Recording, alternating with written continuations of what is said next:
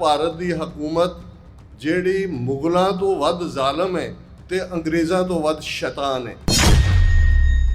ਉਹਨਾਂ ਨੇ ਸਮਝਿਆ ਕਿ ਅਕਾਲ ਤਖਤ ਨੂੰ ਢਾਹ ਕੇ ਅਸੀਂ ਸਿੱਖਾਂ ਦੇ ਸਵੈਮਾਣ ਨੂੰ, ਸਿੱਖਾਂ ਦੇ ਸੈਲਫ ਰਿਸਪੈਕਟ ਨੂੰ, ਸਿੱਖਾਂ ਦੇ ਪ੍ਰਾਈਡ ਨੂੰ, ਸਿੱਖਾਂ ਦੇ ਰਾਜ ਦੀ ਲਾਲਸਾ ਨੂੰ, ਸਿੱਖਾਂ ਦੀ ਸੋਵਰਨਟੀ ਨੂੰ ਡਿਸਟਰੋਏ ਕਰ ਦਿੱਤਾ ਹੈ। ਖੰਡਰਾਤ ਬਣਾਏ ਅਕਾਲ ਤਖਤ ਦੇ, ਖਾਲਸਾ ਪੰਥ ਇਕੱਠਾ ਹੁੰਦਾ ਹੈ, ਕਿਵੇਂ ਸਰਬੱਤ ਖਾਲਸਾ ਹੁੰਦਾ ਹੈ।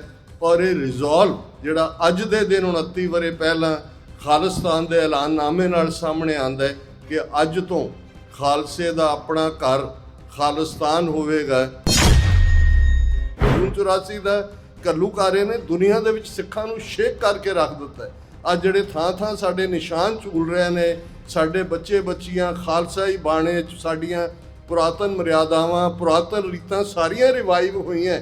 ਇਹ ਉਸ ਜ਼ੁਲਮ ਦੇ, ਅਦਰਵਾਈਜ਼ ਤਾਂ ਭੁੱਲ ਭੱਲ ਗਏ ਸੀ ਵੀ ਕੀ ਹੈ, ਕਿੱਧਰ ਨੂੰ ਜਾਣਾ ਹੈ। ਕੌਣ ਕਹਿੰਦਾ ਕੋਈ ਕਿਸੇ ਨੂੰ ਗੁਲਾਮ ਬਣਾ ਸਕਦਾ?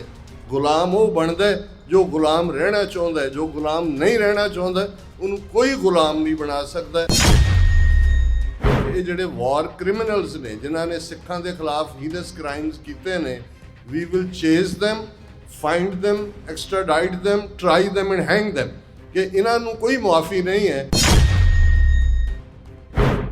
ਦਾਨਵ ਦੇਵ ਫਨਿੰਦ ਨਿਸਾਚਰ ਭੂਤ ਭਵਿੱਖ ਭਵਾਨ ਜਪੈਂਗੇ, ਜੀਵ ਜਿਤੇ ਜਲ ਮੈਂ ਥਲ ਮੈਂ, ਪਲ ਹੀ ਪਲ ਮੈਂ ਸਭ ਥਾਪ ਥਪੈਂਗੇ, ਪੁਨ ਪ੍ਰਤਾਪਨ बाढ़ जैत तुन, पापन के बहु पुंज खपेंगे, साध समूह प्रसन्न फिरें जग, शत्र सबै अवलोक चपेंगे। वाहिगुरु जी का खालसा, वाहिगुरु जी की फतेह।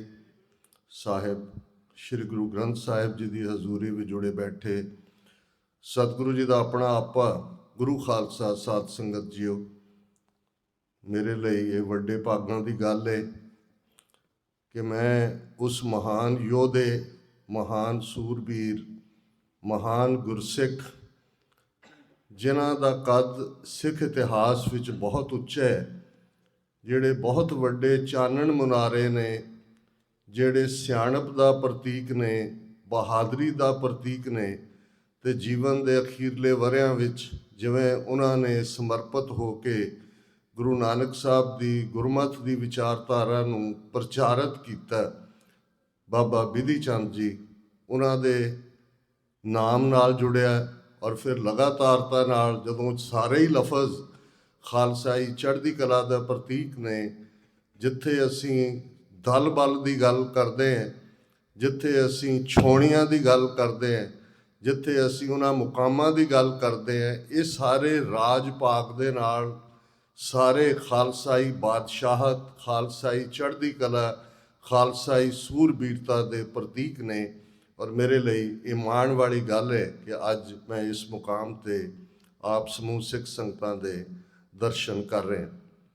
ਬੇਸ਼ੱਕ ਇਹ ਕੋਇਨਸੀਡੈਂਸ ਹੈ ਕਿ ਅੱਜ 29 ਅਪ੍ਰੈਲ ਨੂੰ ਜਦੋਂ ਮੈਂ ਤੁਹਾਡੇ ਰੂਬਰੂ ਹਾਂ, ਖਾਲਿਸਤਾਨ ਐਲਾਨ ਦਿਵਸ ਜਿਹੜਾ 39 ਸਾਲ ਪਹਿਲਾਂ 29 ਅਪ੍ਰੈਲ 1986 ਨੂੰ 26 ਜਨਵਰੀ 1986 ਦੇ ਸਰਬੱਤ ਖਾਲਸਾ ਵੱਲੋਂ ਥਾਪੀ 5 ਮੈਂਬਰੀ ਪੰਥਕ ਕਮੇਟੀ ਨੇ 29 ਅਪ੍ਰੈਲ ਨੂੰ ਬਾਬਾ ਗੁਰਬਚਨ ਸਿੰਘ ਮਾਨੋਚਾਲ, ਭਾਈ ਵਸਣ ਸਿੰਘ ਜਫਰਵਾਲ, ਭਾਈ ਅਰੂੜ ਸਿੰਘ, ਭਾਈ ਗੁਰਦੇਵ ਸਿੰਘ ਉਸਮਾਨਵਾਲਾ, ਭਾਈ ਧੰਨਾ ਸਿੰਘ, ਉਹਨਾਂ ਦੀ ਕਮਾਂਡ ਦੀ 5 ਮੈਂਬਰੀ ਪੰਥਕ ਕਮੇਟੀ ਨੇ ਖਾਲਿਸਤਾਨ ਦਾ ਐਲਾਨਨਾਮਾ 29 ਅਪ੍ਰੈਲ 1986 ਨੂੰ ਕੀਤਾ ਸੀ। ਅੱਜ 39ਵੀਂ ਉਸ ਦੀ ਯਾਦ ਵੀ ਹੈ ਔਰ ਇਹ ਯਾਦ ਦਹਾਨੀ ਵੀ ਹੈ ਕਿ ਸਾਡੇ ਸਾਹਮਣੇ ਕਿੰਨੇ ਵੱਡੇ ਚੈਲੰਜ ਨੇ। ਇਸ 'ਚ ਕੋਈ ਦੋ ਰਾਵਾਂ ਨਹੀਂ ਕਿ ਜਦੋਂ ਅਸੀਂ ਸਿੱਖ ਵਿਚਾਰਧਾਰਾ ਦੀ, ਗੁਰਮਤਿ ਵਿਚਾਰਧਾਰਾ ਦੀ ਗੱਲ ਕਰਦੇ ਤੇ ਰਾਜਯੋਗ, ਭਗਤੀ ਸ਼ਕਤੀ, ਮੀਰੀ ਪੀਰੀ ਤੇ ਸੰਤ ਸਿਪਾਹੀ ਇਹ ਵਕਤ ਦੇ ਨਾਲ ਦਿੱਤੇ ਗਏ ਜਾਂ ਆਏ ਸਾਹਮਣੇ ਨਾਂ ਨੇ।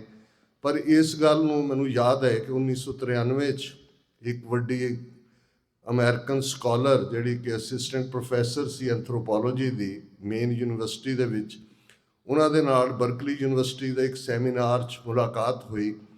ਔਰ ਉਦੋਂ ਇਹ 93 ਦਾ ਉਹ ਪੀਰੀਅਡ ਸੀ ਕਿ ਪੰਜਾਬ ਦੇ ਵਿੱਚ ਸਿੱਖ ਜਵਾਨੀ ਦਾ ਕਾਂਡ ਹੋ ਰਿਹਾ ਸੀ।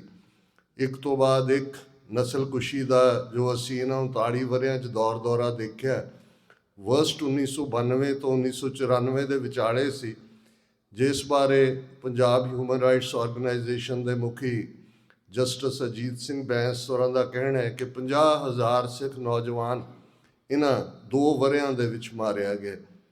ਤੇ ਉਸ ਬੀਬੀ ਸਕਾਲਰ ਦੇ ਨਾਲ ਜਿਸ ਨੇ ਆਪਣੀ ਡਿਸਰਟੇਸ਼ਨ ਜਾਂ ਉਹਦੀ ਰਿਸਰਚ ਐਂਸ਼ੀਐਂਟ ਬੁੱਧਿਜ਼ਮ ਇਨ ਇੰਡੀਆ, ਕਿ ਬੁੱਧ ਧਰਮ ਭਾਰਤ ਦੇ ਵਿੱਚ ਕਿਵੇਂ ਫੈਲਿਆ ਤੇ ਕਿਵੇਂ ਉਹਦਾ ਐਂਡ ਹੋਇਆ, ਉਸ ਦੇ ਉੱਤੇ ਕੀਤਾ ਹੋਇਆ ਸੀ। ਜਦੋਂ ਮੈਂ ਸਿੱਖ ਕੇਸ ਬਾਰੇ ਉਹਦੇ ਨਾਲ ਡਿਸਕਸ ਕਰਨਾ ਸ਼ੁਰੂ ਕੀਤਾ, ਉਹਦੀ ਹੌਲੀ ਹੌਲੀ 5-6 ਮਹੀਨੇ ਕਮਿਊਨੀਕੇਸ਼ਨ ਰਹੀ। ਤੇ ਮੈਂ ਜਦੋਂ ਉਹਨਾਂ ਨੂੰ ਇਹ ਕਹਿਣ ਦਾ ਯਤਨ ਕੀਤਾ ਕਿ ਸਾਡਾ ਪੰਥ ਖਾਲਸਾ ਪੰਥ ਸੰਤ ਸਿਪਾਹੀਆਂ ਦਾ ਪੰਥ ਹੈ।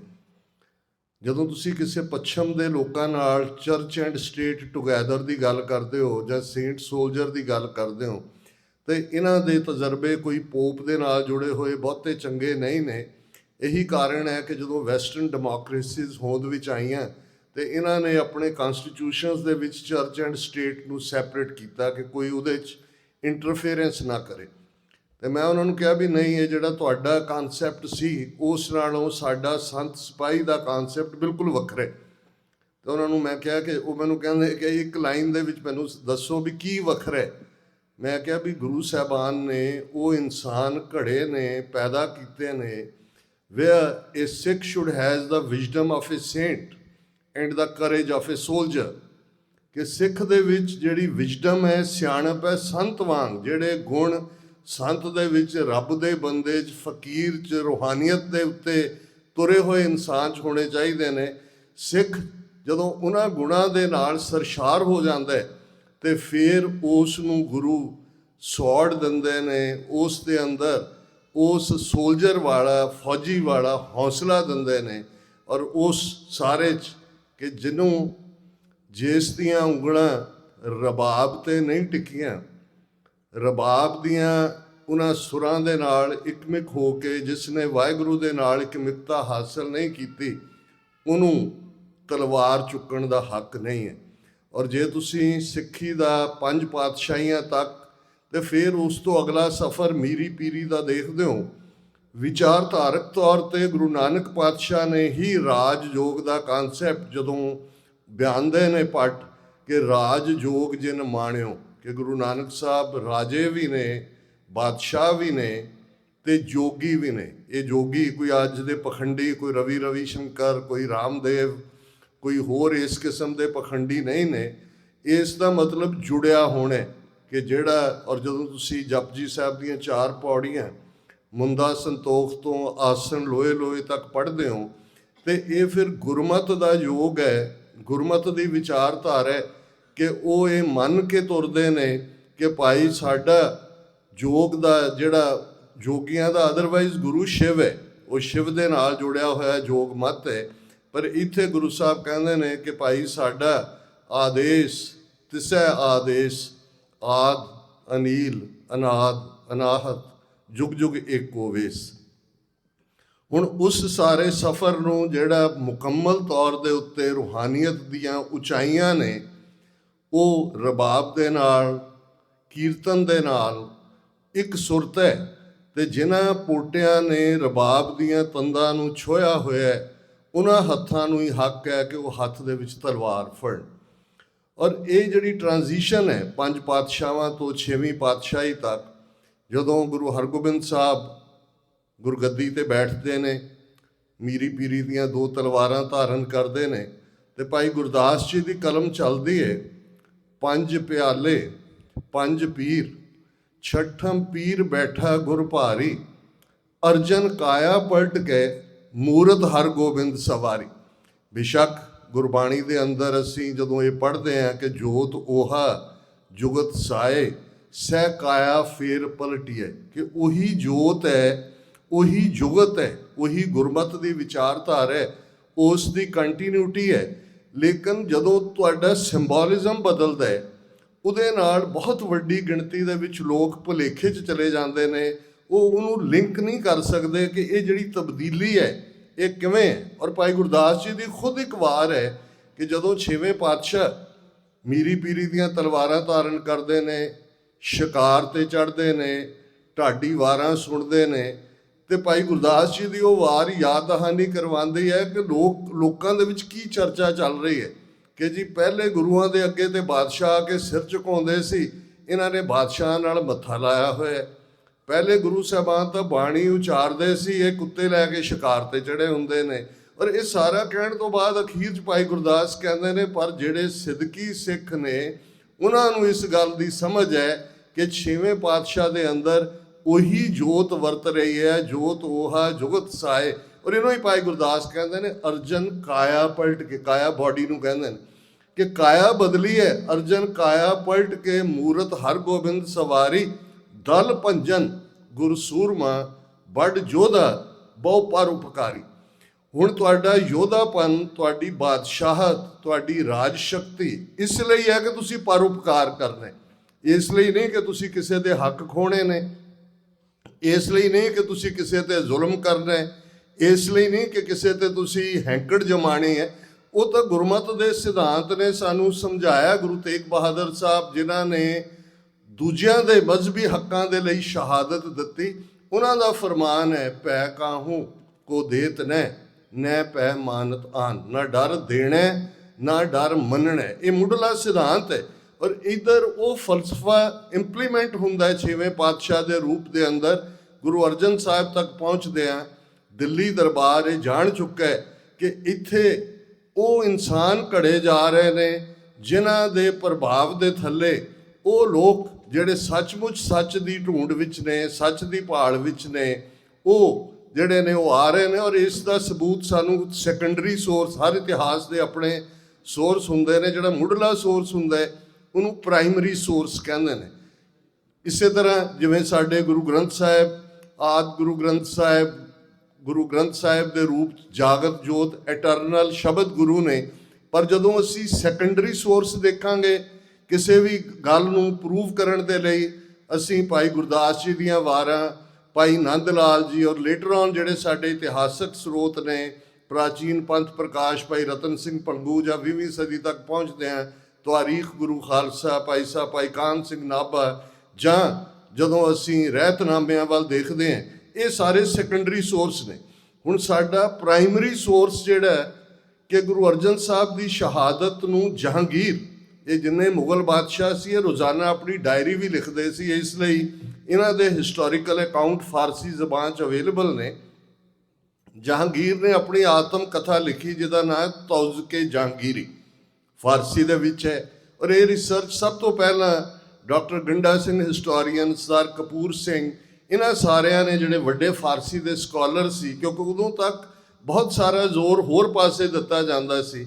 ਲੇਕਿਨ ਉਹਨਾਂ ਨੇ ਜਦੋਂ ਇਹ ਪ੍ਰੂਵ ਕੀਤਾ ਕਿ ਆਹ ਜਹਾਂਗੀਰ ਕਹਿੰਦਾ ਹੈ, ਉਸਦੇ ਜਿਹੜੇ ਲਫ਼ਜ਼ ਨੇ ਕਿ ਭਾਈ ਗੁਰੂ ਅਰਜਨ ਸਾਹਿਬ ਦੇ ਨਾਂ ਥੱਲੇ ਇਹ ਫਕੀਰ ਦਰਿਆ ਬਿਆਸਾ ਦੇ ਕੰਢੇ ਉਸ ਰੂਪ 'ਚ ਜਿਨ੍ਹਾਂ ਨੇ ਰੱਬ ਦੇ ਨੇੜੇ ਹੋਣ ਦਾ ਢੰਡੋਰਾ ਬਹੁਤ ਉੱਚੀ ਵਜਾਇਆ ਹੋਇਆ, ਉਹ ਫਾਰਸੀ ਦੇ ਵਿੱਚ ਕਹਿੰਦਾ ਦੁਕਾਨੇ ਬਾਤਲ, ਝੂਠ ਦੀ ਦੁਕਾਨ।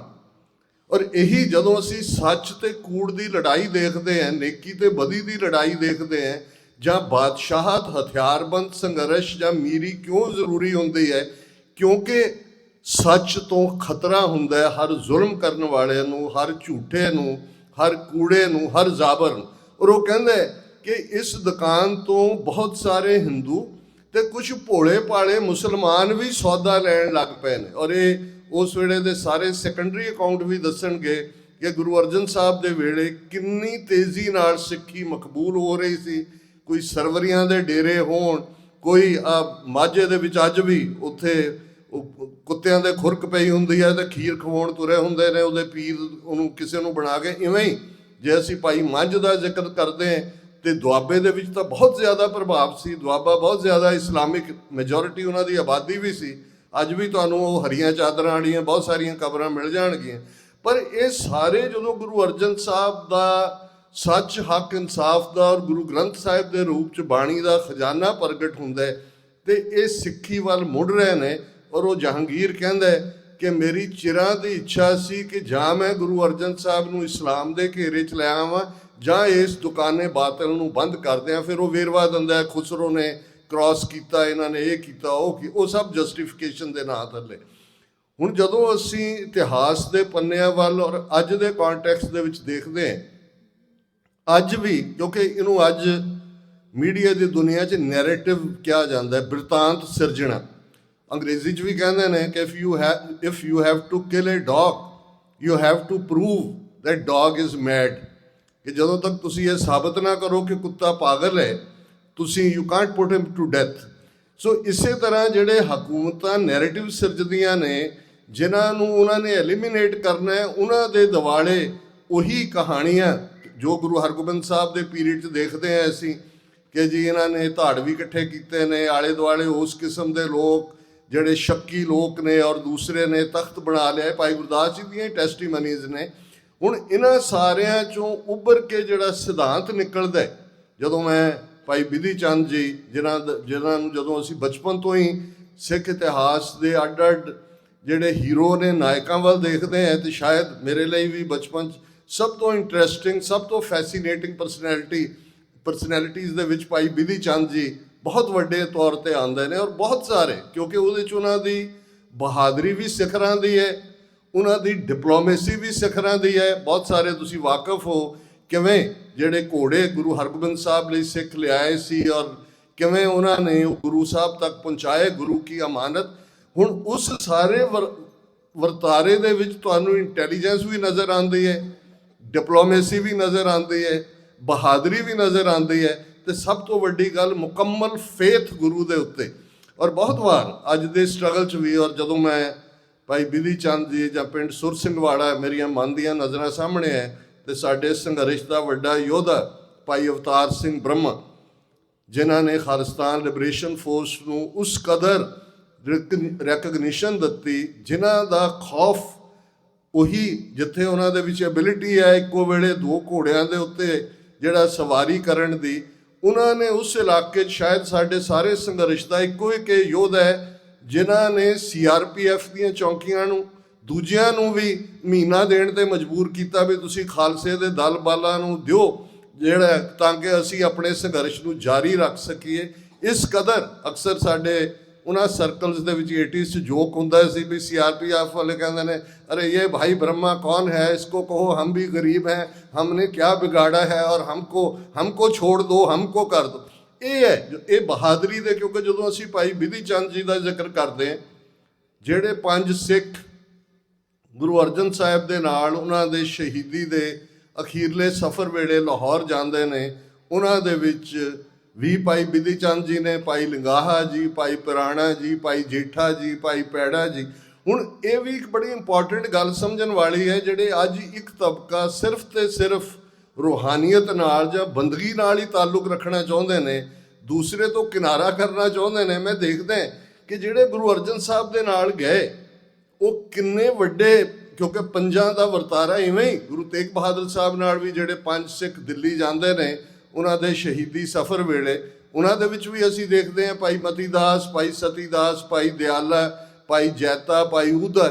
ਹੁਣ ਇਹੀ ਪੰਜਾਂ ਦੇ ਜਿਹੜੇ ਬਹੁਤੇ ਨੇ ਉਹ ਫਿਰ ਜਦੋਂ 6ਵੇਂ ਪਾਤਸ਼ਾਹ ਪਹਿਲੀ ਜੰਗ ਆਪਣੇ ਜੀਵਨ ਦੀ ਅੰਮ੍ਰਿਤਸਰ ਦੀ ਜੰਗ ਕਰਦੇ ਨੇ, ਤੇ ਇਹ ਫੌਜਾਂ ਦੇ ਜਰਨੈਲ ਵੀ ਨੇ ਭਾਈ ਬਿਧੀ ਚੰਦ ਦੀ ਕਮਾਂਡ ਥੱਲੇ। ਔਰ ਅੰਮ੍ਰਿਤਸਰ ਸਾਹਿਬ 'ਚ ਗੁਰਦੁਆਰਾ ਸਾਹਿਬ ਹੈ ਜਿੱਥੇ ਭਾਈ ਪਿਰਾਣਾ ਸ਼ਹੀਦ ਹੁੰਦੇ ਨੇ ਉਸ ਜੰਗ ਦੇ ਵਿੱਚ। ਹੁਣ ਇਹ ਆਪਣੇ ਆਪ ਦੇ ਵਿੱਚ ਆਨਸਰ ਹੈ। ਔਰ ਬਹੁਤ ਵਾਰ ਜਦੋਂ ਅਸੀਂ ਹਰਿਮੰਦਰ ਸਾਹਿਬ ਦੇ ਪਹਿਲੇ ਗ੍ਰੰਥੀ ਬਾਬਾ ਬੁੱਢਾ ਜੀ ਦਾ ਜ਼ਿਕਰ ਕਰਦੇ ਹਾਂ, ਤੇ ਮੈਂ ਇਹ ਦੇਖਦਾ ਵੀ ਜਦੋਂ ਅਸੀਂ ਗੁਰੂ ਹਰਗੋਬਿੰਦ ਸਾਹਿਬ ਦੀ ਸ਼ਸਤਰ ਵਿੱਦਿਆ ਦੀ ਗੱਲ ਕਰਦੇ ਹਾਂ, ਤੇ ਇਹ ਆਉਂਦਾ ਹੈ ਕਿ ਬਾਬਾ ਬੁੱਢਾ ਜੀ ਨੇ ਉਹਨਾਂ ਦੀ ਸ਼ਸਤਰ ਵਿੱਦਿਆ ਦੀ ਟ੍ਰੇਨਿੰਗ ਕੀਤੀ। ਦੂਸਰੇ ਪਾਸੇ ਭਾਈ ਗੁਰਦਾਸ ਜੀ, ਜਿਨ੍ਹਾਂ ਦੀਆਂ ਵਾਰਾਂ ਸਾਡੇ ਇਤਿਹਾਸ ਦਾ ਬਹੁਤ ਵੱਡਾ ਸੋਰਸ ਹੈ। ਔਰ ਹਾਲਾਂ ਉਹਨਾਂ ਦੇ ਕਵਿਤ ਸਵਈਏ, ਕਿਉਂਕਿ ਉਹ ਥੋੜ੍ਹੇ ਜਿਹੇ ਬ੍ਰਜ ਭਾਸ਼ਾ 'ਚ ਨੇ, ਬਹੁਤੇ ਸਕਾਲਰ ਜਾਂ ਸਾਡੇ ਪ੍ਰਚਾਰਕ ਉਸ ਦਾ ਜ਼ਿਕਰ ਨਹੀਂ ਕਰਦੇ। ਬਹੁਤ ਵਾਰੀ ਅਸੀਂ ਜਦੋਂ ਸੱਚੋ ਸੱਚ ਪ੍ਰੋਗਰਾਮ 'ਚ ਮੈਂ ਭਾਈ ਸਾਹਿਬ ਦੇ ਕਵਿਤ ਸਵਈਆਂ ਨੂੰ ਵਿਚਾਰਨਾ ਸ਼ੁਰੂ ਕੀਤਾ, ਤੇ ਮੈਂ ਕਿਹਾ ਵੀ ਅੰਗਰੇਜ਼ੀ 'ਚ they are the nuggets of wisdom, nugget ਸੋਨੇ ਦੇ ਟੁਕੜਿਆਂ ਨੂੰ ਕਹਿੰਦੇ ਨੇ ਕਿ ਇਹ ਸਿਆਣਪ ਦੇ ਟੁਕੜੇ ਨੇ। ਤੁਸੀਂ ਇੱਕ ਇੱਕ ਸਵਈਆ ਦੇਖੋਗੇ, ਜਿਹੜੀ ਵਿਜ਼ਡਮ ਹੈ, ਵਿਦਵਤ ਹੈ, ਉਹਦੀ ਸਿਖਰ ਹੈ ਭਾਈ ਗੁਰਦਾਸ ਜੀ ਦੀ ਉਹਨਾਂ ਸਾਰੀਆਂ ਰਚਨਾਵਾਂ 'ਚ।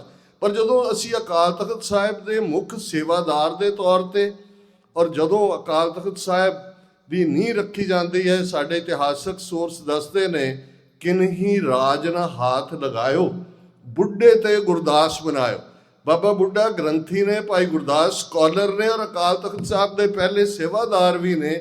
ਤੀਸਰਾ ਕੋਈ ਹੱਥ ਨਹੀਂ ਲੱਗਦਾ, ਗੁਰੂ ਹਰਗੋਬਿੰਦ ਸਾਹਿਬ ਨਹੀਂ ਰੱਖਦੇ ਨੇ। ਇਹ ਰਾਜਯੋਗ ਮੀਰੀ ਪੀਰੀ ਸੰਤ ਸਿਪਾਹੀ ਦਾ ਕਾਨਸੈਪਟ। ਤੇ ਜਦੋਂ ਭਾਈ ਨੱਥਾ ਤੇ ਅਬਦੁੱਲਾ ਪਿੰਡ ਸੁਰ ਸਿੰਘ ਦੇ ਰਬਾਬੀ, ਜਿਹੜੇ ਉਦੋਂ ਢਾਡੀ ਨੇ, ਉਹ ਇਹ ਪਹਿਲੀ ਵਾਰ ਗਾਉਂਦੇ ਨੇ, ਉਸ ਦੋ ਤਲਵਾਰਾਂ ਬੱਧੀਆਂ, ਇੱਕ ਮੀਰੀ ਦੀ, ਇੱਕ ਪੀਰੀ ਦੀ, ਇੱਕ ਅਜ਼ਮਤ ਦੀ, ਇੱਕ ਰਾਜ ਦੀ, ਇੱਕ ਰਾਖੀ ਕਰੇ ਵਜ਼ੀਰ ਦੀ, ਪੱਗ ਤੇਰੀ ਕੀ ਜਹਾਂਗੀਰ ਦੀ। ਦਿਲਚਸਪ ਗੱਲ ਇਹਦੇ 'ਚ ਲਫ਼ਜ਼ ਬੱਧੀਆਂ, ਤਲਵਾਰਾਂ ਪਾਈਆਂ ਜਾਂਦੀਆਂ ਨੇ। ਬੜੀ ਦੇਰ ਇਹ ਮੈਨੂੰ ਰਿਹਾ ਖਿਆਲ ਵੀ ਇਹ ਬੱਧੀਆਂ ਦਾ, ਫਿਰ ਮੈਨੂੰ ਸਮਝ ਆਇਆ ਕਿ ਇਹ ਬੰਨ ਦੇਣਾ ਟੁਗੈਦਰ, ਕਿ ਮੀਰੀ ਪੀਰੀ ਕਦੇ ਸੈਪਰੇਟ ਨਹੀਂ ਹੋ ਸਕਦੀ। ਉਸ ਦੋ ਤਲਵਾਰੀ ਬੱਧੀਆਂ ਇਵੇਂ ਬੰਨ ਦਿੱਤੀਆਂ ਕਿ ਜੇ ਅਜ਼ਮਤ ਕਾਇਮ ਰੱਖਣੀ ਹੈ, ਅਜ਼ਮਤ ਇੱਜ਼ਤ ਨੂੰ, ਪੱਤ ਨੂੰ ਕਹਿੰਦੇ ਨੇ, ਤੇ ਫਿਰ ਰਾਜ ਜ਼ਰੂਰੀ ਹੈ, ਫਿਰ ਮੀਰੀ ਜ਼ਰੂਰੀ ਹੈ। ਔਰ ਇਹ ਲਾਈਨ ਖਿੱਚ ਦਿੱਤੀ ਕਿ ਇੱਕ ਪਾਸੇ ਦਿੱਲੀ ਤਖਤ ਹੋਏਗਾ ਤੇ ਦੂਸਰੇ ਪਾਸੇ ਦਿੱਲੀ ਤਖਤ ਤੋਂ 2 ਫੁੱਟ ਉੱਚਾ Akal Takht, thrown of the immortal, ਜਿਹੜਾ ਮੌਤ ਦੇ ਦਾਇਰੇ 'ਚ ਨਹੀਂ ਆਉਂਦਾ। 10ਵੇਂ ਪਾਤਸ਼ਾਹ ਨੇ ਯਾਦ ਦਹਾਨੀ ਕਰਵਾਈ ਕਿ ਭਾਰੀ ਭੁਜਾਨ ਕੇ ਭੂਪ ਭਲੀ ਵਿਦ, ਨਿਆਵਤ ਸੀਸ ਨ ਜਾਤ ਵਿਚਾਰੇ, ਇਤੇ ਭੈ ਤੋਂ ਕਹਾਂ ਬਹਿ ਭੂਪਤ ਅੰਤ ਕੋ ਨਾਂਗੇ ਹੀ ਪਾਏ ਪਧਾਰੇ। ਕਿ ਵੱਡੇ ਵੱਡੇ ਪਾਵਰਫੁਲ ਮਾਈਟੀ ਕਿੰਗਸ, ਜਿਨ੍ਹਾਂ ਦੀ ਕਿੰਨੀ ਰਿਆਇਆ ਸੀ, ਕਿੰਨੇ ਲੋਕ ਉਹਨਾਂ ਸਾਹਮਣੇ ਸਿਰ ਝੁਕਾਉਂਦੇ ਸਨ, ਉਹਨਾਂ ਦੀ ਗਿਣਤੀ ਨਹੀਂ ਹੋ ਸਕਦੀ। ਪਰ ਕਿੱਥੇ ਗਏ ਹੋ? ਪਰ ਇਹ ਅਕਾਲ ਦਾ ਤਖਤ 4 ਸਦੀਆਂ ਤੋਂ ਕੱਲਾ ਸੱਚ, ਹੱਕ, ਇਨਸਾਫ ਦਾ ਪਹਿਰੇਦਾਰ ਹੀ ਨਹੀਂ ਹੈ, ਇਸ ਦੇ ਯੋਧਿਆਂ ਨੇ ਔਰ ਹਕੂਮਤਾਂ ਨੇ ਹਮੇਸ਼ਾ ਸਮਝਿਆ, ਜਿਹਦੇ ਕੋਲ ਪਾਵਰ ਆਈ, ਮੁਗਲਾਂ ਨੇ ਮੱਸਾ ਰੰਗੜ ਬਿਠਾਇਆ, ਅਬਦਾਲੀ, ਉਹਦਾ ਮੁੰਡਾ ਤੈਮੂਰ, ਉਹਦਾ ਮੁੰਡਾ ਜਹਾਨ ਖਾਨ, ਹਰ ਵਾਰ ਦਰਬਾਰ ਸਾਹਿਬ ਅਕਾਲ ਤਖਤ ਨੂੰ ਤਬਾਹ ਕਰਨ ਲਈ ਆਏ। ਔਰ ਮੌਜੂਦਾ ਦੌਰ ਦੇ ਵਿੱਚ ਅਸੀਂ ਦੇਖਿਆ ਜਿਵੇਂ 40 ਵਰ੍ਹੇ ਪਹਿਲਾਂ ਭਾਰਤ ਦੀ ਉਸ ਜਿਹੜੀ, ਜਿਸ ਨੂੰ ਤੁਸੀਂ ਔਰੰਗਜ਼ੇਬ ਦੀ ਭੈਣ ਹੀ ਕਹਿ ਸਕਦੇ ਹੋ, ਇੰਦਰਾ ਗਾਂਧੀ ਨੇ ਕਿਵੇਂ ਅਕਾਲ ਤਖਤ 'ਤੇ ਫੌਜਾਂ ਚਾੜੀਆਂ, ਕਿਵੇਂ ਸਿੱਖਾਂ ਦੇ ਖਿਲਾਫ ਟੋਟਲ ਵਾਰ ਡਿਕਲੇਅਰ ਕੀਤੀ, ਕਿਵੇਂ ਅਕਾਲ ਤਖਤ ਸਾਹਿਬ ਨੂੰ ਖੰਡਰਾਤ ਬਣਾਇਆ। ਔਰ ਉਸ ਸਾਰੇ 'ਚੋਂ ਉਹਨਾਂ ਨੇ ਸਮਝਿਆ ਕਿ ਅਕਾਲ ਤਖਤ ਨੂੰ ਢਾਹ ਕੇ ਅਸੀਂ ਸਿੱਖਾਂ ਦੇ ਸਵੈਮਾਣ ਨੂੰ, ਸਿੱਖਾਂ ਦੇ ਸੈਲਫ ਰਿਸਪੈਕਟ ਨੂੰ, ਸਿੱਖਾਂ ਦੇ ਪ੍ਰਾਈਡ ਨੂੰ, ਸਿੱਖਾਂ ਦੇ ਰਾਜ ਦੀ ਲਾਲਸਾ ਨੂੰ, ਸਿੱਖਾਂ ਦੀ ਸੋਵਰਨਟੀ ਨੂੰ ਡਿਸਟਰੋਏ ਕਰ ਦਿੱਤਾ। ਪਰ ਉਸ ਖੰਡਰਾਤ ਬਣਾਏ ਅਕਾਲ ਤਖਤ ਦੇ ਖਾਲਸਾ ਪੰਥ ਇਕੱਠਾ ਹੁੰਦਾ ਹੈ, ਕਿਵੇਂ ਸਰਬੱਤ ਖਾਲਸਾ ਹੁੰਦਾ ਹੈ।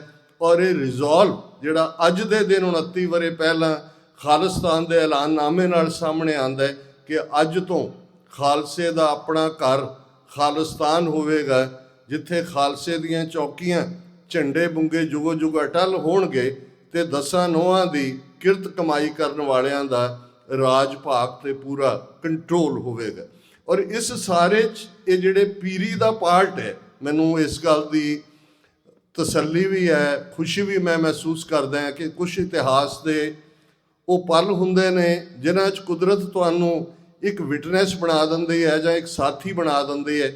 20 ਸਤੰਬਰ 1981 ਨੂੰ ਜਦੋਂ ਸੰਤ ਜਰਨੈਲ ਸਿੰਘ ਜੀ ਖਾਲਸਾ ਪਿੰਡਾਂ ਵਾਲਿਆਂ ਨੇ ਗੁਰਦੁਆਰਾ ਗੁਰਦਰਸ਼ਨ ਪ੍ਰਕਾਸ਼ ਚੌਂਕ ਮਹਿਤਾ ਜਿਹੜਾ ਉਹ ਗ੍ਰਿਫਤਾਰੀ ਦਿੱਤੀ, ਉਹ ਸਟੂਡੈਂਟ ਦੇ ਤੌਰ 'ਤੇ ਅਸੀਂ ਜਲੰਧਰੋਂ ਉੱਥੇ ਪਹੁੰਚੇ। ਹਾਲਾਂ ਬਹੁਤ ਪਾਬੰਦੀਆਂ ਸਨ, ਬੱਸਾਂ ਗੱਡੀਆਂ ਸਭ ਕੈਂਸਲ ਕੀਤੀਆਂ। ਤੇ ਤੁਸੀਂ ਦੇਖਦੇ ਹੋ ਵੀ ਉਹਨਾਂ ਦੇ ਨਾਲ 5 ਮਹਾਂਪੁਰਖ ਹੁੰਦੇ ਨੇ ਜਦੋਂ ਗ੍ਰਿਫਤਾਰੀ ਲਈ ਜਾਂਦੇ ਨੇ।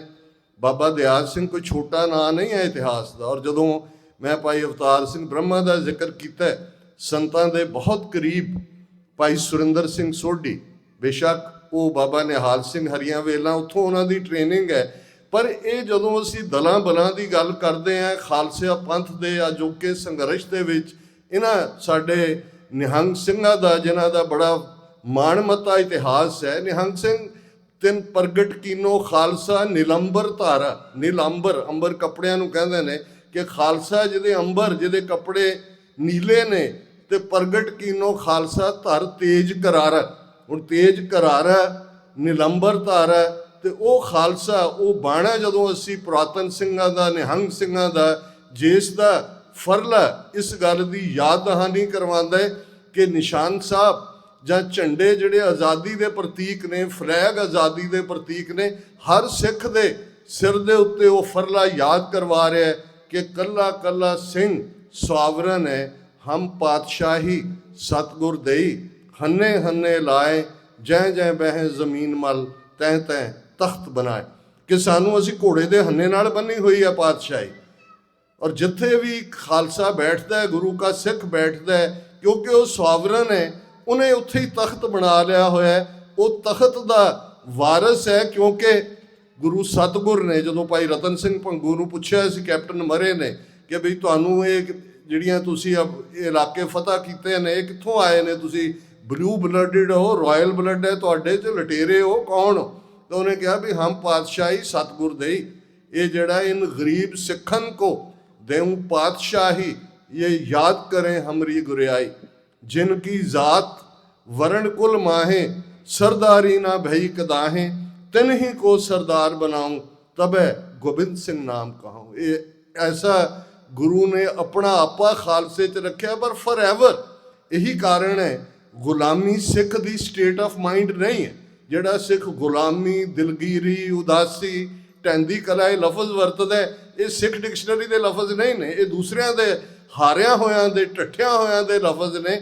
ਇੱਧਰ ਤਾਂ ਜਿਵੇਂ ਇੱਕ ਘੱਲੂਘਾਰੇ ਦੇ ਪੀਰੀਅਡ ਦਾ ਇੱਕ ਵਾਕਿਆ ਹੈ, ਕਿਸੇ ਹਿਸਟੋਰੀਅਨ ਨੇ ਲਿਖਿਆ ਕਿ ਪਾਣੀ ਦੀ ਤੇਜ਼ ਛੱਲ ਹੈ, ਰੁੜਦਾ ਜਾ ਰਿਹਾ ਹੈ, ਇੱਕ ਸਿੰਘ ਦੇ ਪੈਰ ਉਖੜ ਗਏ, ਉਹ ਜਾ ਰਿਹਾ ਹੈ, ਦੂਸਰਾ ਘੋੜੇ ਤੇ ਕ੍ਰਾਸ ਕਰ ਰਿਹਾ, ਉਹ ਕਹਿੰਦਾ ਖਾਲਸਾ ਜੀ, ਵਾਹਿਗੁਰੂ ਜੀ ਕਾ ਖਾਲਸਾ, ਵਾਹਿਗੁਰੂ ਜੀ ਕੀ ਫਤਿਹ। ਉਹ ਵੀ ਗੁਜ਼ਰ ਜਾਂਦਾ ਵੀ ਆਪਣਾ ਰਸਤਾ ਜਿਹੜਾ ਉਹ ਤੈਅ। ਔਰ ਇਹੀ ਸਿੱਖ ਦਾ ਰਿਜ਼ੋਲਵ ਕਦੇ ਵੀ, ਅੱਜ ਇੱਕ ਅਫਸੋਸ ਦੀ ਗੱਲ ਵੀ ਹੁੰਦੀ ਹੈ ਕਿ ਜਿੱਥੇ 35 ਮਿਲੀਅਨ ਸਿੱਖ ਨੇਸ਼ਨ ਦੁਨੀਆ ਦੇ ਕੋਨੇ-ਕੋਨੇ 'ਚ ਹੈ, ਗੁਰੂ ਨੇ ਸਾਨੂੰ ਦੌਲਤ ਨਾਲ ਮਾਲਾ ਮਾਲ ਕੀਤਾ ਹੋਇਆ ਹੈ, ਇੱਕ ਵੱਡਾ ਤਬਕਾ ਉਸ ਦੌਲਤ ਦੇ ਵਿੱਚ ਹੀ ਗਵਾਚ ਗਿਆ। ਉਹਨਾਂ ਨੂੰ ਇਹ ਭੁੱਲ ਗਿਆ ਕਿ ਭਾਈ ਇਹ ਜਿਸ ਥਾਂ ਤੇ, ਮੁਕਾਮ ਤੇ ਅਸੀਂ ਪਹੁੰਚੇ ਹੈ, ਇਸ ਤੱਕ ਪਹੁੰਚਣ ਜਾਂ ਪਹੁੰਚਾਉਣ ਵਿੱਚ ਸਾਡੇ ਕਿੰਨੇ ਵੱਡੇ ਸ਼ਹੀਦਾਂ ਦਾ ਡੁੱਲਿਆ ਖੂਨ ਹੈ। ਉਸ ਧਰਤੀ ਦੇ ਉੱਤੇ ਇਹਨਾਂ 40 ਵਰ੍ਹਿਆਂ ਦੇ ਵਿੱਚ ਵੀ ਸਾਡਾ ਇਤਿਹਾਸ ਕਿੰਨਾ ਵੱਡਾ ਸ਼ਹੀਦੀਆਂ ਦਾ, ਉਹ ਤਾਂ ਰੋਜ਼ਾਨਾ 2 ਵੇਲੇ ਦੀ ਅਰਦਾਸ ਸਾਡੀ ਹਿਸਟਰੀ ਦਾ ਰਿਮਾਈਂਡਰ ਹੈ। ਲੇਕਿਨ ਅਜੋਕੇ ਟਾਈਮ 'ਚ ਵੀ ਦੇਖੀਏ, ਭਾਈ ਬੇਅੰਤ ਸਿੰਘ, ਭਾਈ ਸਤਵੰਤ ਸਿੰਘ, ਭਾਈ ਹਰਜਿੰਦਰ ਸਿੰਘ ਜਿੰਦਾ, ਭਾਈ ਸੁਖਦੇਵ ਸਿੰਘ ਸੁੱਖਾ, ਭਾਈ ਦਿਲਾਵਰ ਸਿੰਘ, ਇਹ ਛੋਟੇ ਨਾਂ ਨਹੀਂ ਨੇ। ਅੱਜ ਵੀ ਭਾਈ ਬਲਵੰਤ ਸਿੰਘ ਰਾਜੋਆਣਾ, ਭਾਈ ਜਗਤਾਰ ਸਿੰਘ ਹਵਾਰਾ, ਜੇਲ੍ਹਾਂ ਦੇ ਵਿੱਚ ਪੈਰਾਂ 'ਚ ਬੇੜੀਆਂ ਨੇ, ਹੱਥਾਂ 'ਚ ਹੱਥਕੜੀਆਂ ਨੇ। ਹਵਾਰੇ ਨੂੰ ਓਪਨ ਕੋਰਟ 'ਚ ਲਿਆਉਣ ਦੀ ਹਿੰਮਤ ਨਹੀਂ ਕਰਦੇ, ਉਹ ਜੱਜ ਕੰਬਣ ਲੱਗ ਜਾਂਦਾ ਹੈ, ਬੈਕ ਟਰਬਲ ਵੀ ਹੈ ਉਹਨਾਂ ਨੂੰ, ਲੇਕਿਨ ਖਾਲਿਸਤਾਨ ਜ਼ਿੰਦਾਬਾਦ ਗੂੰਜ ਰਿਹਾ ਹੁੰਦਾ। ਕੌਣ ਕਹਿੰਦਾ ਕੋਈ ਕਿਸੇ ਨੂੰ ਗੁਲਾਮ ਬਣਾ ਸਕਦਾ? ਗੁਲਾਮ ਉਹ ਬਣਦਾ ਜੋ ਗੁਲਾਮ ਰਹਿਣਾ ਚਾਹੁੰਦਾ ਹੈ, ਜੋ ਗੁਲਾਮ ਨਹੀਂ ਰਹਿਣਾ ਚਾਹੁੰਦਾ ਉਹਨੂੰ ਕੋਈ ਗੁਲਾਮ ਨਹੀਂ ਬਣਾ ਸਕਦਾ। ਅੱਜ ਭਾਰਤ ਦੀ ਹਕੂਮਤ ਜਿਹੜੀ ਮੁਗਲਾਂ ਤੋਂ ਵੱਧ ਜ਼ਾਲਮ ਹੈ ਤੇ ਅੰਗਰੇਜ਼ਾਂ ਤੋਂ ਵੱਧ ਸ਼ੈਤਾਨ ਹੈ, ਇਹ ਦੋਹਾਂ ਦਾ ਕੰਬੀਨੇਸ਼ਨ ਹੈ ਵਰਸਟ। ਐਵੇਂ ਨਹੀਂ ਮੁਹੰਮਦ ਅਲੀ ਜਿਨ੍ਹਾਂ ਨੇ ਸਿੱਖ ਲੀਡਰਾਂ ਨੂੰ ਕਿਹਾ ਸੀ ਕਿ ਸਿੱਖਸ ਆਰ ਪੋਲੀਟੀਕਲੀ ਨਾਈਵ, ਤੁਸੀਂ ਸਿਆਸੀ ਤੌਰ ਤੇ ਅਨਾੜੀ ਹੋ। You have seen Hindus as the co slaves, but when you will see them as the rulers, you will see their true face when they will be the masters and you will be the slaves। ਕਿ ਤੁਸੀਂ ਇਹਨਾਂ ਨੂੰ ਸਹਿ ਗੁਲਾਮ ਦੇਖਿਆ, ਅਜੇ ਇਹਨਾਂ ਦੇ ਹੱਥ ਪਾਤਸ਼ਾਹੀ ਆਈ ਨਹੀਂ ਦੇਖੀ। ਜਿੱਦਣ ਹੋਏਗੀ ਇਹ ਮਾਲਕ ਹੋਣਗੇ ਤੇ ਤੁਹਾਨੂੰ ਨੌਕਰ ਬਣਾਉਣਗੇ। 77 ਸਾਲ ਦਾ ਤਜਰਬਾ, ਔਰ ਪਿਛਲੇ ਜੂਨ 84 ਤੋਂ ਹੁਣ ਤੱਕ, ਹੁਣ ਸਾਡੇ ਸਾਹਮਣੇ ਕੋਈ ਖਾਲਿਸਤਾਨ ਤੋਂ ਘੱਟ ਗੱਲ ਕਰਨ ਦੀ ਗੱਲ ਕਰੇ ਜਾਂ ਇਸ ਨਾਰੇ ਤੋਂ ਡਰੀ ਜਾਏ ਤੇ ਫਿਰ ਠੀਕ ਹੈ। ਗੋਰਖਨਾਥ ਔਰ ਮਛੰਦਰਨਾਥ ਇੱਦਾਂ ਦੇ ਵੀ ਬੜੇ ਜੋਗੀ ਸੀ, ਸੰਸਾਰ ਛੱਡ ਕੇ ਦੌੜ ਗਏ ਸੀ, ਪਰ ਇੱਥੇ ਗੁਰੂ ਨੇ ਸਾਨੂੰ ਇਸ ਬੈਟਲ ਗਰਾਊਂਡ ਦੇ ਵਿੱਚ, ਇਹ ਜਿਹੜੇ ਅਸੀਂ ਕਰਮ ਯੋਗੀ ਹਾਂ, ਇਸ ਧਰਤੀ ਦੇ ਉੱਤੇ ਕਬੀਰ ਧਰਤੀ ਸਾਧ ਕੀ ਤਸਕਰ ਬੈਸੇ ਗਾਹੇ, ਇਹ ਰੱਬ ਦੇ ਬੰਦਿਆਂ ਲਈ ਹੈ, ਜਿਹਨੂੰ ਗੁਰੂ ਕਲਗੀਧਰ ਪਾਤਸ਼ਾਹ ਨੇ ਫਰਮਾਇਆ ਕਿ ਇਵੇਂ ਸਾਧ ਸਮੂਹ ਪ੍ਰਸੰਨ ਫਿਰੈ ਜਗ, ਛਤਰ ਸਭੈ ਅਵਲੋਕ ਚਪੈਂਗੇ। ਔਰ ਇਹੀ ਜਦੋਂ 6ਵੇਂ ਪਾਤਸ਼ਾਹ ਨੂੰ ਸਮਰੱਥ ਰਾਮਦਾਸ, ਮਰਾਠਿਆਂ ਦਾ ਵੱਡਾ ਸੇਂਟ, ਸ਼ਿਵਾਜੀ ਦਾ ਗੁਰੂ, ਸ੍ਰੀਨਗਰ ਗੜਵਾਲ, ਇੱਕ ਸ੍ਰੀਨਗਰ ਜੰਮੂ ਕਸ਼ਮੀਰ 'ਚ ਹੈ, ਇੱਕ ਗੜਵਾਲ 'ਚ ਹੈ, ਉੱਥੇ ਮਿਲਿਆ ਤਾਂ ਉਹਨੇ ਕਿਹਾ ਵੀ ਦੇਖ ਕੇ ਕਿ ਤੁਹਾਡੇ ਦਲ ਬਲ ਸਿੱਖ ਸ਼ਸਤਰਧਾਰੀ ਬੱਚੇ ਗ੍ਰਸਤ ਵੱਡਾ ਵੀ, ਅਸੀਂ ਤਾਂ ਸੁਣਿਆ ਸੀ ਵੀ ਨਾਨਕ ਫਕੀਰ ਨੇ, ਉਹਨਾਂ ਨੇ ਮਾਇਆ ਤਿਆਗੀ ਹੈ। ਤੇ ਜਿਹੜਾ ਗੁਰੂ ਹਰਗੋਬਿੰਦ ਸਾਹਿਬ ਦਾ ਜਵਾਬ ਸਾਡੇ ਇਤਿਹਾਸ ਦੇ ਪੰਨਿਆਂ 'ਚ ਸਾਂਭਿਆ ਹੋਇਆ ਹੈ, ਸ਼ਸਤਰ ਗਰੀਬ ਕੀ ਰੱਖਿਆ, ਜਰਵਾਣੇ ਕੀ ਪੱਖਿਆ, ਕਿ ਅਸੀਂ ਸ਼ਸਤਰ ਚੁੱਕੇ ਨੇ ਗਰੀਬ ਨੂੰ ਪ੍ਰੋਟੈਕਟ ਕਰਨ ਦੇ ਲਈ, ਔਰ ਜਰਵਾਣਾ ਦੁਸ਼ਟ ਨੂੰ ਸਜ਼ਾ ਯਾਫਤਾ ਕਰਨ ਦੇ ਲਈ। ਔਰ 10ਵੇਂ ਪਾਤਸ਼ਾਹ ਜਦੋਂ ਆਪਣੇ ਜਨਮ ਮਨੋਰਥ ਨੂੰ ਬਿਆਨਦੇ ਨੇ, ਯਾਹੀ ਕਾਜ ਤਰਾ ਹਮ ਜਨਮੰ, ਸਮਝ ਲਿਓ ਸਾਧੂ ਸਭ ਮਨਮੰ, ਧਰਮ ਚਲਾਵਨ ਸੰਤ ਉਬਾਰਨ, ਦੁਸ਼ਟ ਸਬਨ ਕੋ ਮੂਲ ਉਪਾਰਨ। ਕਿ ਜੀਵਨ ਦਾ ਆਦਰਸ਼ ਧਰਮ ਰਾਈਟੀਅਸਨੈਸ ਹੈ, ਠੀਕ ਵੈਲਿਊਜ਼ ਹੈ, ਉਹਨਾਂ ਦਾ ਉਥਾਨ ਹੋਏ, ਉਹ ਰਾਈਜ਼ ਕਰਨ, ਔਰ ਜਿਹੜਾ ਜ਼ੁਲਮ ਹੈ, ਟਾਇਰੈਂਟ ਨੇ, ਉਹਨਾਂ ਨੂੰ ਸਜ਼ਾ ਯਾਫਤਾ ਕਰਨਾ। ਸੰਤ ਜਰਨੈਲ ਸਿੰਘ ਖਾਲਸਾ ਪਿੰਡਾਂ ਵਾਲੇ ਜਦੋਂ ਕਿਰਪਾਨ ਲਫ਼ਜ਼ ਨੂੰ ਇੰਟਰਪ੍ਰੇਟ ਕਰਦੇ ਸਨ, ਉਹ ਕਹਿੰਦੇ ਸਨ ਇਹ ਦੋ ਲਫ਼ਜ਼ਾਂ ਦਾ ਮੇਲ ਹੈ, ਕਿਰਪਾ ਤੇ ਆਨ। ਕਿਰਪਾ ਬਖਸ਼ਿਸ਼ ਨੂੰ ਕਹਿੰਦੇ ਨੇ, ਰਹਿਮਤ ਨੂੰ ਕਹਿੰਦੇ ਨੇ, ਸਤਿਗੁਰੂ ਦੇ ਕਰਮ ਨੂੰ ਕਹਿੰਦੇ ਨੇ, ਤੇ ਆਨ ਅਣਖ ਹੈ, ਗੈਰਤ ਹੈ, ਸਵੈਮਾਨ ਹੈ, ਸੈਲਫ ਰਿਸਪੈਕਟ ਹੈ, ਹਿਊਮਨ ਰਾਈਟਸ ਨੇ, ਜਿਨ੍ਹਾਂ ਪ੍ਰਥਾਏ ਗੁਰੂ ਨਾਨਕ ਪਾਤਸ਼ਾਹ ਨੇ ਫਰਮਾਇਆ ਸੀ, ਜੇ ਜੀਵੈ ਪਤ ਲੱਥੀ ਜਾਏ ਸਭ ਹਰਾਮ ਜੇਤਾ ਕਿਛ ਖਾਏ। ਜਿਹੜੇ ਇੰਡੀਵਿਜੂਅਲ, ਜਿਹੜੀਆਂ ਕੌਮਾਂ ਪਤ ਲੋਹਾ ਕੇ ਬੇਪਤ ਹੋ ਕੇ ਵੀ ਜਿਉਂਦੀਆਂ ਨੇ, ਉਹ ਹਰਾਮ ਖੋਰ ਨੇ, ਹਲਾਲ ਖੋਰ ਨਹੀਂ। ਇਹ ਸਾਡੇ ਜ਼ਿੰਮੇ ਹੈ। ਜਦੋਂ ਅੱਜ ਇਹ ਜਿਵੇਂ ਮੈਂ ਕਿਹਾ ਵੀ ਕੋਇਨਸੀਡੈਂਸ ਹੈ ਕਿ ਇਸ ਮੁਕਾਮ 'ਤੇ ਹੀ 39ਵੀਂ ਖਾਲਿਸਤਾਨ ਡੈਕਲੇਰੇਸ਼ਨ ਦੀ ਯਾਦ ਨੂੰ ਮਨਾਉਣ ਦਾ ਸਾਨੂੰ ਮੌਕਾ ਮਿਲਿਆ, ਤੇ ਇਹ ਅੱਜ ਅਸੀਂ ਐਦ ਵੀ ਕਰੀਏ ਜਿੱਥੇ ਤੁਸੀਂ ਜੁੜੇ ਹੋਏ ਹੋ। ਔਰ ਬਾਅਦ 'ਚ ਅਸੀਂ ਦੇਖਿਆ ਵੀ ਤੁਸੀਂ ਉਹ ਸਾਰੇ ਜਿਹੜੇ ਇੱਕ ਹਿਊਮਨ ਪਰਸਨੈਲਿਟੀ ਦੀ ਡਿਵੈਲਪਮੈਂਟ ਦੇ ਟ੍ਰੇਟ ਨੇ, ਤੁਸੀਂ ਇਸ ਮੁਕਾਮ ਦੇ ਉੱਤੇ ਬਹੁਤ ਥੋੜ੍ਹੇ ਟਾਈਮ ਦੇ ਵਿੱਚ 10-11 ਸਾਲ ਦੇ ਸਮੇਂ 'ਚ ਹਾਸਲ ਕੀਤੇ ਨੇ। ਮੈਂ ਉਸ ਨੂੰ ਰਿਪੋਰਟ ਵੀ ਕੀਤਾ ਸੱਚੋ ਸੱਚ, ਜਦੋਂ ਪ੍ਰਾਈਮ ਮਿਨਿਸਟਰ ਆਸਟ੍ਰੇਲੀਆ ਦੇ ਤੁਹਾਡੇ ਇੱਥੇ ਆਏ, ਹੁਣ ਵੀ ਆਉਣ ਤੋਂ ਪਹਿਲਾਂ ਬੱਚਿਆਂ ਦੇ ਨਾਲ ਜਿਹੜੇ ਟ੍ਰੇਨਡ ਕੋਚਿਸ ਨੇ ਇੱਥੋਂ ਦੇ, ਉਹਨਾਂ ਦੇ ਨਾਲ ਜਿਵੇਂ ਬੱਚਿਆਂ ਦੀ ਸਪੋਰਟਸ ਦੀ ਟ੍ਰੇਨਿੰਗ ਹੋ ਰਹੀ ਹੈ, ਗੁਰਮਤ ਦੇ ਨਾਲ ਜੋੜ ਦਿਓ, ਅੰਮ੍ਰਿਤ ਸੰਚਾਰ ਦੀ ਗੱਲ ਹੈ। ਇਹ ਟੁਗੈਦਰ ਸਫ਼ਰ ਹੈ, ਇਹ ਕਦੇ ਨਹੀਂ ਹੈ ਕੋਈ ਕਹੇ ਜੀ ਪਹਿਲਾਂ ਸੰਤ ਬਣ ਜਾਈਏ ਫਿਰ ਸਿਪਾਹੀ ਬਣਾਂਗੇ। ਕਿਹਨੇ ਸਰਟੀਫਿਕੇਟ ਦੇਣਾ ਜੀ ਕਿ ਸੰਤ ਬਣ ਗਏ ਕਿ ਨਹੀਂ ਬਣ ਗਏ? ਇਹ ਗੁਰੂ ਦੀ ਨਾਨਕ ਨਦਰੀ ਕਰਮੀ ਦਾਤ, ਇਹ ਫਾਰਸੀ ਦੇ ਲਫ਼ਜ਼ ਨੇ। ਨਜ਼ਰ ਗਲੈਂਸ ਅਕਾਲ ਪੁਰਖ ਦੀ ਹੋਣੀ ਹੈ, ਗੁਰੂ ਦੀ ਹੋਣੀ ਹੈ। ਕਰਮ ਵੀ ਫਾਰਸੀ ਦਾ ਲਫ਼ਜ਼ ਹੈ ਜਿਹਦਾ ਮਤਲਬ ਬਖਸ਼ਿਸ਼, ਗ੍ਰੇਸ, ਦਾਤ, ਗਿਫਟ ਹੈ। ਇਹ ਉਹਨੇ ਹੀ ਕਰਨੀ ਹੈ। ਔਰ ਗੁਰੂ ਤੋਂ ਹੀ ਜਦੋਂ ਅਸੀਂ ਮੰਗਦੇ ਹਾਂ, ਗੁਰੂ ਤੋਂ ਸਿੱਖੀ ਦਾਨ ਵੀ ਮੰਗਦੇ ਹਾਂ, ਰਹਿਤ ਦਾਨ ਵੀ ਮੰਗਦੇ ਹਾਂ, ਵਿਵੇਕ ਵੀ ਮੰਗਦੇ ਹਾਂ। ਵਿਵੇਕ ਇੰਟੈਲੈਕਟ ਹੈ, ਰਾਈਟਸਨੈਸ ਔਰ ਰੋਂਗ ਦੇ ਵਿੱਚ ਫਰਕ ਕਰਨ ਨੂੰ। ਔਰ ਅਲਟੀਮੇਟਲੀ ਅਸੀਂ ਦਾਨਾ ਸਿਰਦਾਨ, ਨਾਮਦਾਨ, ਸ੍ਰੀ ਅੰਮ੍ਰਿਤਸਰ ਜੀ ਦੇ ਇਸ਼ਨਾਨ, ਉਸ ਵੱਡੇ ਦਾਨ ਨੂੰ ਵੀ ਮੰਗਦੇ ਹਾਂ। ਪਰ ਇਹ ਸਾਡੇ 2 ਵੇਲੇ ਦੀ ਅਰਦਾਸ ਸਾਡਾ ਪੋਲੀਟੀਕਲ ਗੋਲ ਰਿਮਾਈਂਡ ਕਰਵਾਇਆ ਜਾਂਦਾ ਹੈ। ਮੈਂ ਕੱਲ੍ਹ ਗੁਰਦੁਆਰਾ ਮੀਰੀ ਪੀਰੀ ਸਾਹਿਬ ਵਿਖੇ ਐਡਰੈਸ ਕਰਦੇ ਹਾਂ ਵੀ ਇਹ ਕਿਹਾ ਸੀ ਕਿ ਇਹ ਲਫ਼ਜ਼ ਤੇਜ਼ੀ ਨਾਲ ਅੱਗੇ ਲੰਘਣ ਦੇ ਲਈ ਨਹੀਂ ਨੇ। ਇੱਕ ਲਫ਼ਜ਼ ਦਾ ਮਤਲਬ ਹੈ। ਜਦੋਂ ਅਸੀਂ ਅਕਾਲ ਪੁਰਖ ਵਾਚਕ ਅਰਦਾਸ ਕਰਦੇ ਹਾਂ, ਪ੍ਰਥਮੇ ਸਰਬੱਤ ਖਾਲਸਾ ਜੀ ਕੀ ਅਰਦਾਸ ਹੈ ਜੀ, ਇਹ ਸਾਡਾ ਸਰਬੱਤ ਖਾਲਸਾ ਹੈ ਪਰਿਵਾਰ। ਔਰ ਕੀ ਅਰਦਾਸ ਮੰਗਦੇ ਹਾਂ ਅਸੀਂ? ਜਹਾਂ ਜਹਾਂ ਖਾਲਸਾ ਜੀ ਸਾਹਿਬ ਤਹਾਂ ਤਹਾਂ ਰਚਿਆ ਰਿਆਇਤ। ਇਹ ਅਕਾਲ ਪੁਰਖ ਜਿੱਥੇ ਜਿੱਥੇ ਤੇਰਾ ਖਾਲਸਾ ਹੈ। ਔਰ ਇਹੀ ਕਾਰਨ ਹੈ ਜੇ ਭਾਈ ਪਰਮਜੀਤ ਸਿੰਘ ਪੰਜਵੜ ਦੀ 7 ਮਈ 2023 ਨੂੰ ਲਾਹੌਰ 'ਚ ਸ਼ਹਾਦਤ ਹੁੰਦੀ ਹੈ, ਭਾਈ ਅਵਤਾਰ ਸਿੰਘ ਖੰਡਾ ਦੀ 15 ਜੂਨ 2023 ਨੂੰ ਬਰਮਿੰਘਮ UK 'ਚ ਸ਼ਹਾਦਤ ਹੁੰਦੀ ਹੈ, ਭਾਈ ਹਰਦੀਪ ਸਿੰਘ ਨਿੱਜਰ ਦੀ 18 ਜੂਨ 2023 ਨੂੰ ਸਰੀ ਗੁਰਦੁਆਰਾ ਸਾਹਿਬ ਕੰਪਲੈਕਸ ਸ਼ਹਾਦਤ ਹੁੰਦੀ ਹੈ। ਉਸ ਪੇਨ ਨੂੰ ਸਾਰੇ ਪੰਥ ਨੇ ਮਹਿਸੂਸ ਕੀਤਾ। ਜੂਨ 84 ਦਾ ਘੱਲੂਘਾਰੇ ਨੇ ਦੁਨੀਆ ਦੇ ਵਿੱਚ ਸਿੱਖਾਂ ਨੂੰ ਸ਼ੇਕ ਕਰਕੇ ਰੱਖ ਦਿੱਤਾ। ਅੱਜ ਜਿਹੜੇ ਥਾਂ ਸਾਡੇ ਨਿਸ਼ਾਨ ਝੂਲ ਰਹੇ ਨੇ, ਸਾਡੇ ਬੱਚੇ ਬੱਚੀਆਂ ਖਾਲਸਾਈ ਬਾਣੇ 'ਚ ਸਾਡੀਆਂ ਪੁਰਾਤਨ ਮਰਿਆਦਾਵਾਂ, ਪੁਰਾਤਨ ਰੀਤਾਂ ਸਾਰੀਆਂ ਰਿਵਾਈਵ ਹੋਈਆਂ। ਇਹ ਉਸ ਜ਼ੁਲਮ ਦੇ, ਅਦਰਵਾਈਜ਼ ਤਾਂ ਭੁੱਲ ਭੱਲ ਗਏ ਸੀ ਵੀ ਕੀ ਹੈ, ਕਿੱਧਰ ਨੂੰ ਜਾਣਾ। ਔਰ ਗੱਲ ਛੋਟੀ ਨਹੀਂ ਹੁੰਦੀ। ਇੱਕ ਮੁਸਲਮਾਨ ਹਿਸਟੋਰੀਅਨ ਨੇ ਇੱਕ ਕਾਲਮ ਇੱਕ ਵਾਰ ਦਿੱਲੀ ਦੇ ਅਖਬਾਰ 'ਚ ਲਿਖਿਆ, ਜਦੋਂ ਸੈਂਸਰ ਲੱਗਾ ਹੋਇਆ ਸੀ। ਉਹਨੇ ਕਿਹਾ Sant Jarnail Singh Khalsa Bhindranwale wrote the history of coming hundreds of years on the night of June 5th।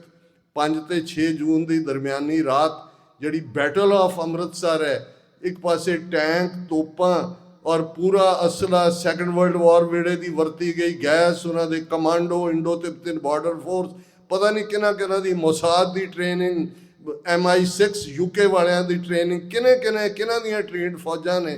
ਤੇ ਇੱਧਰ ਗੁਰੂ ਕੇ ਸਿੰਘ, ਸੰਤ ਜਰਨੈਲ ਸਿੰਘ ਪਿੰਡਾਂ ਵਾਲੇ, ਜਨਰਲ ਸੁਬੇਗ ਸਿੰਘ, ਭਾਈ ਅਮਰੀਕ ਸਿੰਘ, ਔਰ ਉਹ ਸਾਰੀ ਜਿਹੜੀ ਬੈਟਲ ਹੈ ਉਹਨੇ ਇਹ ਸਾਬਤ ਕਰ ਦਿੱਤਾ ਹੈ ਕਿ ਅਕਾਲ ਤਖਤ ਜਦੋਂ ਗੁਰੂ ਤੇਗ ਬਹਾਦਰ ਸਾਹਿਬ ਦੀ ਸ਼ਹਾਦਤ ਸੀਸ ਦਿਆ ਪਰ ਸਿਰ ਨਾ ਦਿਆ। ਤੇ ਇੱਥੇ ਉਸ ਫੇਥ ਦੇ ਨਾਲ ਅਕਾਲ ਤਖਤ ਨੂੰ 72 ਘੰਟੇ ਉਸ ਨੂੰ ਡਿਫੈਂਡ ਕਰਨਾ, ਦੁਸ਼ਮਣ ਦਾ ਜਰਨੈਲ ਇਹ ਕਹਿਣ ਤੇ ਮਜਬੂਰ ਹੁੰਦਾ ਹੈ ਕਿ giving the ਐਡਵਰਸਰੀ his due they fought to the last breath and bullet, ਕਿ ਅਖੀਰਲੀ ਗੋਲੀ ਤੇ ਅਖੀਰਲੇ ਸਾਹ ਤੱਕ। ਤੇ ਮੈਂ ਕਨਕਲੂਜਨ ਵੱਲ ਜਾਵਾਂ, ਚੰਦੂ ਦਾ ਜ਼ਿਕਰ ਜ਼ਰੂਰੀ ਹੈ ਕਰਨਾ ਜਦੋਂ ਅਸੀਂ ਇਸ ਭਾਈ ਬਿਧੀ ਚੰਦ ਜੀ ਦੀ ਯਾਦ ਨੂੰ ਸਮਰਪਿਤ ਮੁਕਾਮ ਤੇ ਆਏ ਹਾਂ। ਇਹ ਵਾਰ ਕ੍ਰਿਮੀਨਲਸ ਦੀ ਗੱਲ ਹੈ। ਕੁਲਦੀਪ ਨਈਅਰ ਬੜਾ ਵੱਡਾ ਜਰਨਲਿਸਟ ਸੀ, ਹਾਈ ਕਮਿਸ਼ਨਰ ਵੀ ਰਿਹਾ ਭਾਰਤ ਦਾ UK ਦੇ ਵਿੱਚ, ਔਰ 1996 ਦੇ ਵਿੱਚ ਸ਼ਿਕਾਗੋ ਗੁਰਦੁਆਰਾ ਸਾਹਿਬ ਉਸ ਦੀ ਆਮਦ, ਔਰ ਉਹਦੇ ਨਾਲ ਉਦੋਂ ਕਿਰਨ ਬੇਦੀ ਵੀ ਆਈ ਹੋਈ ਸੀ, ਸੁਨੀਲ ਦੱਤ ਐਕਟਰ ਵੀ, ਔਰ ਇਹ ਦੇਵ ਗੌੜਾ ਪ੍ਰਾਈਮ ਮਿਨਿਸਟਰ ਸੀ ਉਦੋਂ। ਇਹ ਡਰਾਮਾ ਜਿਹਾ ਕਰ ਰਹੇ ਸੀ ਕਿ ਸਿੱਖਾਂ ਨੂੰ ਅਨੰਦਪੁਰ ਦੇ ਮਤੇ ਦੇ ਦੁਆਲੇ ਦੁਆਲੇ ਘੁਮਾ ਕੇ ਕੋਈ ਸਮਝੌਤਾ ਕਰ ਲਈਏ। ਔਰ ਕੁਦਰਤੀ ਯੂਥ ਕੈਂਪ ਸੀ, ਮੈਂ ਉੱਥੇ ਗਿਆ ਹੋਇਆ ਸੀ। ਤੇ ਜੋ ਹੀ ਕੁਲਦੀਪ ਨਈਅਰ ਪੰਜਾਬੀਅਤ ਇੱਧਰ ਉੱਧਰ ਬੋਲ ਕੇ ਹਟਿਆ ਤੇ ਮੈਨੂੰ ਵੀ ਉਹਨਾਂ ਨੇ ਸਟੇਜ ਤੋਂ ਬੋਲਣ ਦਾ ਟਾਈਮ ਦਿੱਤਾ।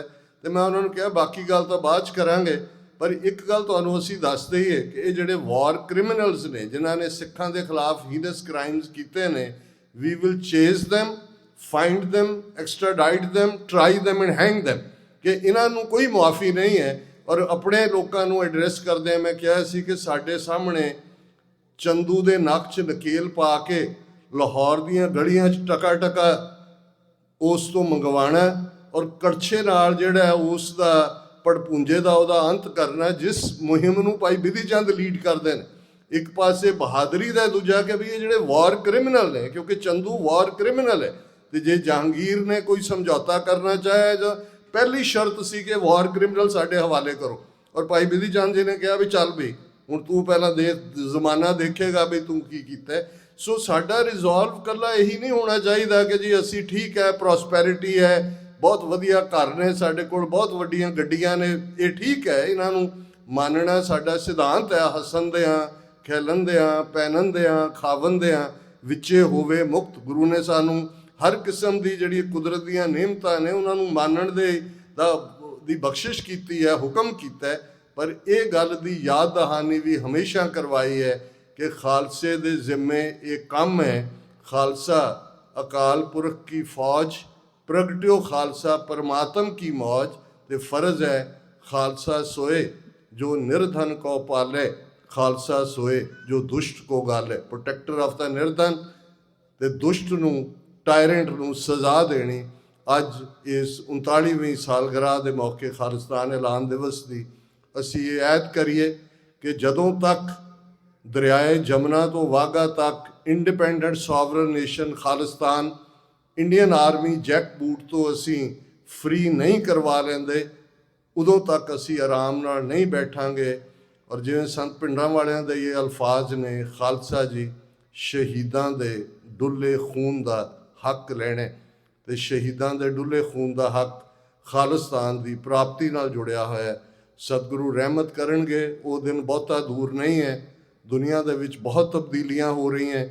ਪੋਸਟ ਸੈਕੰਡ ਵਰਲਡ ਵਾਰ ਜਿਹੜਾ ਮਾਡਲ ਦੁਨੀਆ ਦੇ ਵਿੱਚ ਬਣਿਆ, ਉਹ new world order, president Trump ਕਿਤੇ ਨਾ ਕਿਤੇ ਉਸ ਨੂੰ ਝਟਕਾ ਤਾਂ ਉਹਨਾਂ ਨੇ ਦੇ ਦਿੱਤਾ ਹੈ। ਔਰ ਉਸ ਸਭ ਦਾ ਨਤੀਜਾ ਅਸੀਂ ਦੇਖ ਸਕਦੇ ਹਾਂ ਕਿ ਇੰਡੀਆ ਦਾ ਇਮੇਜ ਐਜ਼ ਏ ਰੋਗ ਸਟੇਟ, ਭਾਈ ਨਿੱਜਰ ਦੀ ਸ਼ਹਾਦਤ ਤੋਂ ਬਾਅਦ ਭਾਈ ਗੁਰਪਤਵੰਤ ਸਿੰਘ ਪੰਨੂ, ਉਹਨਾਂ ਦੇ ਮਰਡਰ ਦੀ ਸਾਜ਼ਿਸ਼ ਜਿਹੜੀ ਏਜੰਸੀਆਂ ਨੇ ਕਾਮਯਾਬ ਨਹੀਂ ਹੋਣ ਦਿੱਤੀ। ਔਰ ਇਸ ਸਾਰੇ ਦੇ ਚੱਲਦਿਆਂ ਭਾਰਤ ਜਵਾਬਦੇਹ ਹੈ। 3 ਨਵੰਬਰ ਤੋਂ ਨਿਊਯਾਰਕ ਦੇ ਕੋਰਟ 'ਚ ਨਿਖਿਲ ਗੁਪਤਾ ਦੇ ਖਿਲਾਫ ਟਰਾਇਲ ਸ਼ੁਰੂ ਹੋਣ ਜਾ ਰਿਹਾ ਹੈ। ਜਿਹੜਾ ਨਿਖਿਲ ਗੁਪਤਾ ਨੂੰ ਚੈੱਕ ਰਿਪਬਲਿਕ ਤੋਂ ਅਮਰੀਕਨ ਏਜੰਸੀਆਂ ਐਕਸਟ੍ਰਾਡਾਈਟ ਕਰਕੇ ਅਮਰੀਕਾ ਲਿਆਈਆਂ ਨੇ। ਇਸ ਵੇਲੇ ਦੁਨੀਆ ਸੁਣਨਾ ਚਾਹੁੰਦੀ ਹੈ ਖਾਲਿਸਤਾਨ ਲਫ਼ਜ਼।